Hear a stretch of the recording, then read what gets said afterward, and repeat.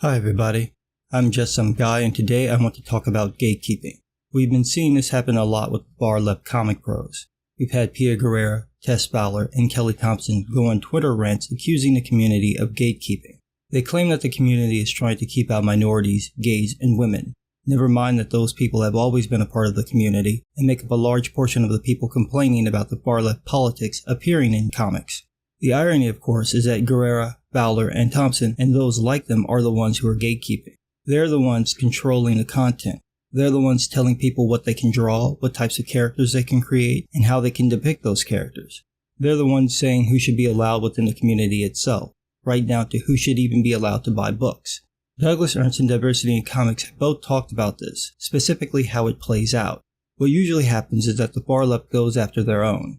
They don't just virtue signal to show that they're one of the good ones. They sometimes do it to distance themselves from anyone or anything that would bring down the ire of the party. And I think it's fair to think of the situation in terms of 1984 because it fits the Orwellian model. The people who face the greatest scrutiny and punishment are those who belong to the party. And it's the outer party members who get it the worst. It's not just because they're controlled by this hardcore doctrine. It's also because they live under constant fear of suspicion. Diversity in Comics talks about this a lot. They're essentially ratting on each other, and they're terrified of anyone finding out anything that can be used against them. This is perfectly explained in the book The True Believer by Eric Hoffer. I've mentioned the book before, and it bears mentioning again because it's so on point. Hoffer says in his section about suspicion within mass movements, quote, "The awareness of their individual blemishes and shortcomings inclines the frustrated to detect ill will and meanness in their fellow men. We see this all the time. The moment someone questions a change to a character, the addition of partisan politics, or the hiring of people based on their identity, the immediate response is to attack the person. It's not enough to disagree with them. They've got to be name-called, labeled, dehumanized, unpersoned. From these people's perspective, there's never any valid reason to have a problem with the party, so whoever does complain must be a bad person, and anyone who remotely associates with that bad person is also bad. And when I say remotely, I mean something as disconnected as people liking and buying someone's books. What they're doing is nothing more than projection. These folks don't want this level of control placed on them, but they also don't want to deal with the fallout. So when they see someone showing the tiniest inkling of free thought, they pounce. We see this in the way that the far left eats their own. They devour anyone who reminds them of their own flaws. There's a weird flip side to this. Eric Hoffer says, quote, "Self-contempt, however vague, sharpens our eyes for the imperfection of others. We usually strive to reveal in others the blemishes we hide in ourselves." This is why you find so many of the people who complain about racism are usually the most racist people. The same with sexism. The most sexist people you'll ever meet are feminists. The people who rally against discrimination around sexual identity will say the most hateful things about anyone who isn't part of their group. We see this in the comics community with how the far left creators immediately label someone a bigot and bully as they engage in that very bigoted and bullying behaviors themselves. But there's another element to this, and this is the one I think is most relevant to what's been happening lately in the comics community. Hoffer says, quote, "Thus when the frustrated congregate in a mass movement, the air is heavy laden with suspicion. There is prying and spying, tense watching and a tense awareness of being watched. The surprising thing is that this pathological mistrust within the ranks leads not to dissension, but to strict conformity. Knowing themselves continually watched, the faithful strive to escape suspicion by adhering zealously to prescribed behavior and opinion. Strict orthodoxy is as much the result of mutual suspicion as of ardent faith. This is why you see folks like Pia Guerrera and Kelly Thompson going on their long, passive-aggressive rants. This is why you see so many male comic book pros virtue signaling like madness. These are the people who feel lucky to be part of Big Brother's party, but they're still outer party members, and like in 1984, everything they do is monitored and controlled. As Hoffer says, quote, "Mass movements make extensive use of suspicion in their machinery of domination. Fear of one's neighbors, one's friends, and even one's relatives seems to be the rule within all mass movements.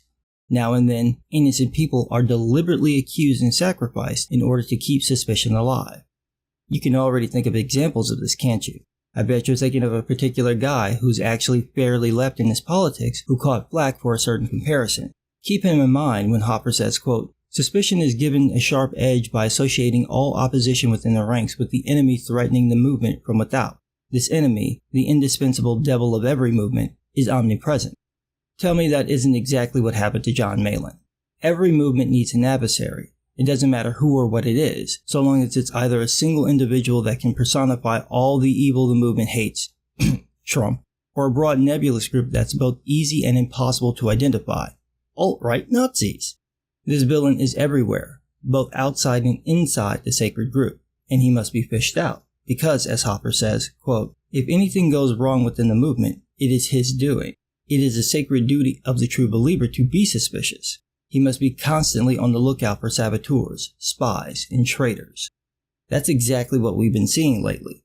A closing of the ranks to make sure that no one thinks of bailing or thinks for themselves. Anyone who seems remotely associated with the evil ones, the people who actually buy comic books, must quickly prove they're on the right side, even if that means effectively telling people not to buy their books. It's sad, but this is how the group mentality works. Another thing that's popped up lately is the idea of gatekeeping. This happened within the atheist community, the tech community, the gaming community, in various music communities, and now in the comic book and even anime communities. Gatekeeping simply means controlling and usually limiting general access to something. It's a pretty normal thing for people to do. We create groups and we police them in order to maintain a group's configuration. Sometimes this is done out of hate and bigotry. Most of the time it's done simply to make sure the group doesn't change too much. It's not hard to think of examples of this from politics to religion. Like I said, it's what people do. When it comes to hobbies though, it can get tricky because these communities are by their nature fluid. People drop in and out all the time, and it's easy for something to go from a niche group to socially popular to something in between, and to swing through all of them like a pendulum. It tends to be the case that when something hits pop culture, there's a wave of people who join a group more because it's the thing to do, not because they're interested in that thing. Eventually, they lose interest, but the damage to the community is already done. This is why so many communities hate when something hits mainstream success. The weird part is that even with this reaction, most communities remain open to newcomers as long as the people are willing to accept the community for what it is. The comic book community is a fairly open and free group of people. Everyone has their favorite characters, titles, and publishers. Everyone has their favorite eras of comics, their favorite creators, even their favorite style of storytelling. All are welcome, even if people can't stand the books other people like. The quote, gatekeeping that happens in the comic book community is just an attempt to keep that openness going.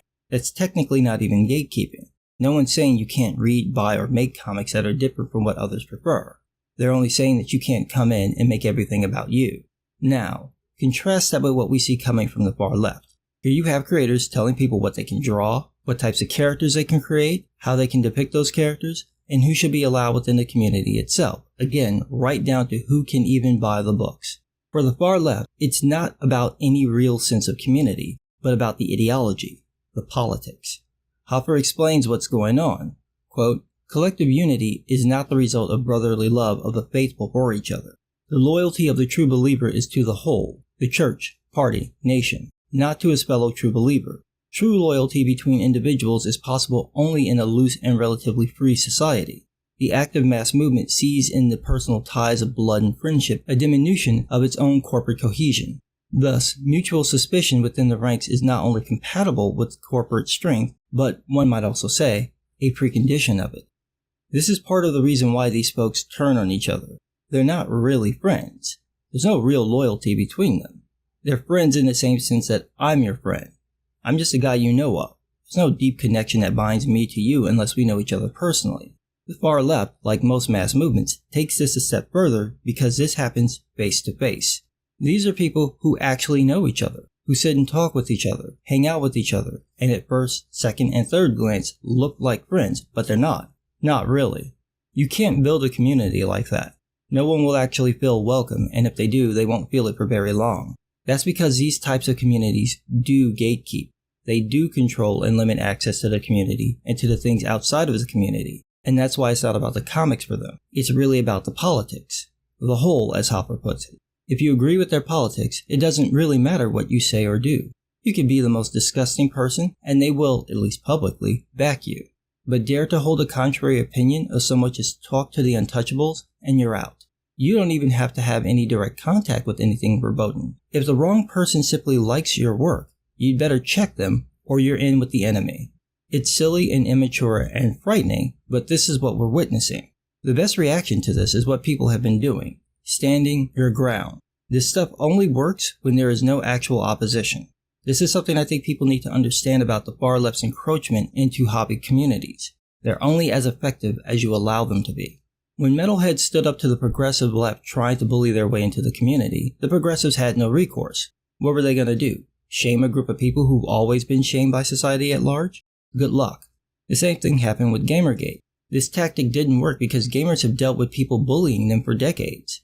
Not only that, but the community is built around competition, and this was a challenge.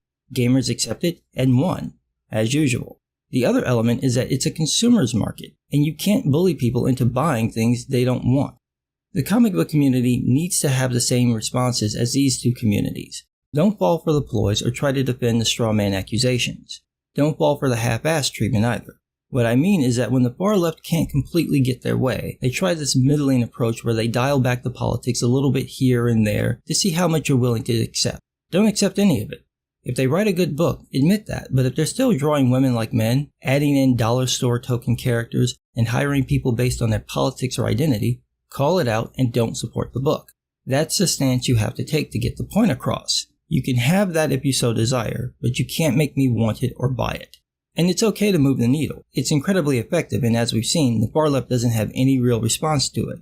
What are they going to say? Don't buy books that you like? Are they going to tell creators to tell people not to buy their books? There's no response they can have to it other than simply supporting books they like, and we've seen they're not interested in doing that because, say it with me, they don't buy comics.